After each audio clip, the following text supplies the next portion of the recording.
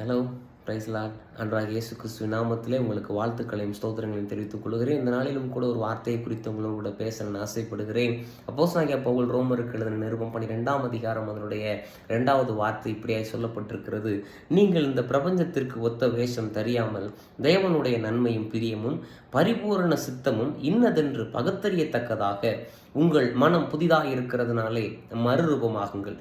சத்திய வேதத்தில் இப்படி வார்த்தை இருக்கு. அப்போ இந்த நாட்களில் இந்த உலகத்திற்கு ஒத்த வேஷம் தரிக்கிற அனுபவம் அப்படின்னா என்ன அப்படின்னா, இன்னைக்கு பல ஆராதனை முறைகள், பலவிதமான ஆராதனை ஒழுங்குகள் இன்றைக்கு கிறிஸ்தவ வட்டாரத்துக்குள்ள பரவி கொண்டிருக்கிறத அறிந்தபடினால பரிசுத்த ஆவியான உள்ளத்தில் வைத்தபடி நான் பேச ஆசைப்படுகிறேன்.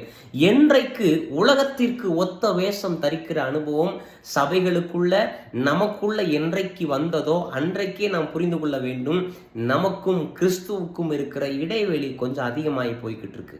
என்னைக்கு இந்த உலகத்திற்கு ஒத்த வேஷம் நான் தரிக்க ஆரம்பிச்சு இந்த உலகத்திற்கு ஒத்த விதமான காரியங்களுக்குள்ள நான் பிரயாசமாய் கடந்து போகிறேனோ அன்னைக்கு கிறிஸ்துவுக்கும் எனக்கும் இருக்கிறதான உடன்படிக்கையில் நான் தவறி போய் இருக்கிறேன் என்பதை புரிந்து கொள்ளும்படிக்கான ஒரு காலகட்டத்துக்குள்ள வந்திருக்கிறோம். தேவனுக்கு பிரியமும் நன்மையும் அவருடைய பரிபூர்ண சித்தமும் இன்னதென்று பகுத்தறியத்தக்கதாக உங்கள் மனம் புதிதாக்கப்பட்டிருக்கிறதுனால, இப்போ உங்களுடைய மனசு புதுசா இருக்கா, இல்ல பழைய மனுஷனின் சுபாவம் தான் எனக்குள்ள இன்னுமே இருக்குதா அப்படின்றத உணர்வீர்களே ஆனால் நலமா இருக்கும் என்று நினைக்கிறேன். ஆண்டவராக இயேசு கிறிஸ்துவின் நாமத்துல சொல்றேன், மறுரூபமாக்கப்படுவது என்பது நம்முடைய மனதானது முதல்ல புதுப்பிக்கப்படணும், புதிதாக்கப்படணும். அது நிமித்தமாகவே நாம் மறுரூபமாக்கப்படுகிறோம் என்பதில் எந்த விதமான சந்தேகமும் கிடையாது, மாற்று கருத்தும் கிடையாது. முதல்ல நாம் பண்ண வேண்டியது உலகத்திற்கு ஒத்த வேஷம் தரிக்கக்கூடாது. 2வது தேவனுக்கு நன்மையும் பிரியமும் அவருடைய பரிபூர்ண சித்தம் என்னன்றதை நான் பகுத்தறியணும். 3வது காரியம் என் மனமானது புதிதாக்கப்படணும்.